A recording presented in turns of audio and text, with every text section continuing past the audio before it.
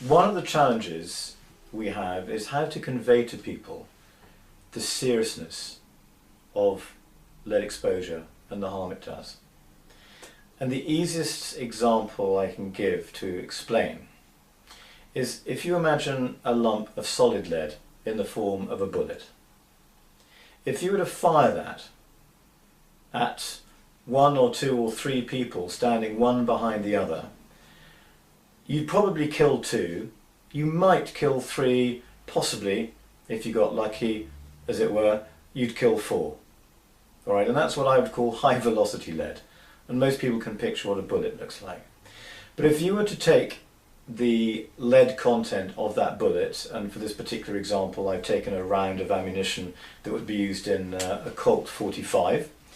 if you still watch your westerns, and if you were to actually grind up the lead content and feed it into grind up the lead content into a very, very fine powder, and were then to feed it to a whole load of adults and feed it to a whole load of children, if you gave it to the adults, if you were to feed it to 475 adults who were at exposure risk from lead in their work as a painter and decorator or just in construction and refurbishment generally,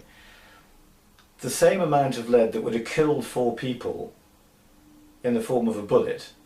would be able to take the best part of 500 workmen to a level of blood lead that would require them to be suspended under the control of lead at work regulations, so they couldn't work in a lead exposure risk environment. But if you were to feed exactly the same amount of lead in its fine powdered form to a whole load of 2-year-olds, it would be enough to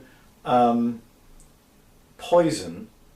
just under 20,000 children, enough for them to be sufficiently affected to be admitted to hospital and subjected to the most grueling so-called chelation treatment to actually strip the lead from their bodies. So there is a massive difference between what lead can do in one form and what it can do in another.